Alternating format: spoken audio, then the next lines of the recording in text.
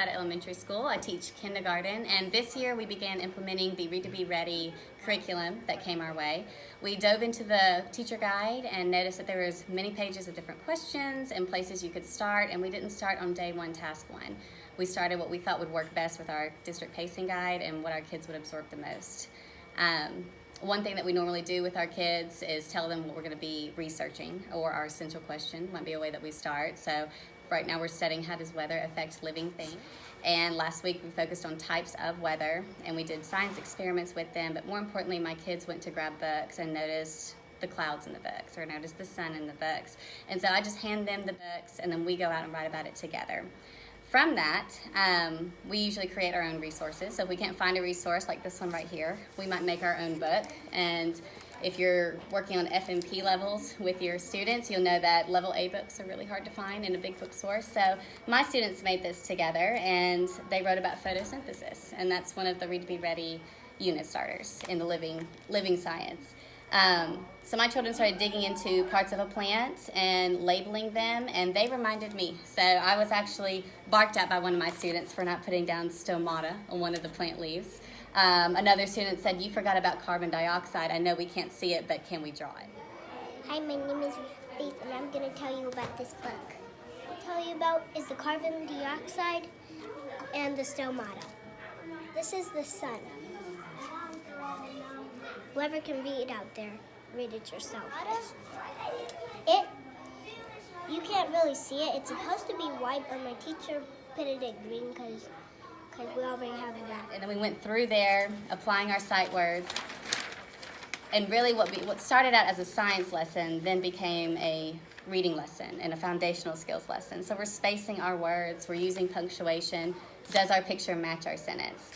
And from that, doing that together, my students can then go out and write on their own. And you see beautiful pieces like this, where they're going to draft about how photosynthesis works with using parts of a plant, as well as identifying what's around that plant to make that work. And then it turns into this. And it's just a blank paper, and your students will go through and they're going to apply what they remember. And they absorb more because you weren't holding yourself down to a script. You were using what a unit starter suggested, but then letting your kids take the books and letting your kids go on to build what they remember about it. Riley, can you remind me again, how do we start the word tractor? What two letters did you want me to use? T-R. T-R. T-R. T-R what? T. What? Can you help me bubblegum the word tractor? Ready? Truck.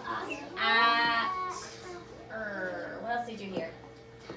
I've got tro. What came after that? What letter says A? And should I do an uppercase A? This is a flower, a shovel, and a tree, and a tractor. And what season is it? Spring. Alright, so if I go upside down, make a C, straight line down. I don't want to go. You can stay here.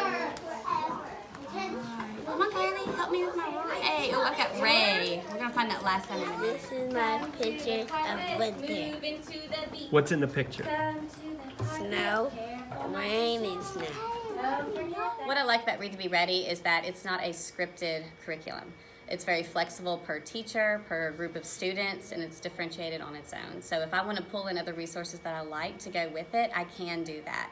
It has a list of books that you can use with it, but it's so easy to pull any books that you have in your own classroom or at your school to go with it. And it has a list of questions, so if we have new teachers that are new to that Readers and Writers workshop method, they can look at these scripts in the Read to Be Ready curriculum guide, and they can pull questions from that and kind of see what we're searching for, what we're trying to pull out of students.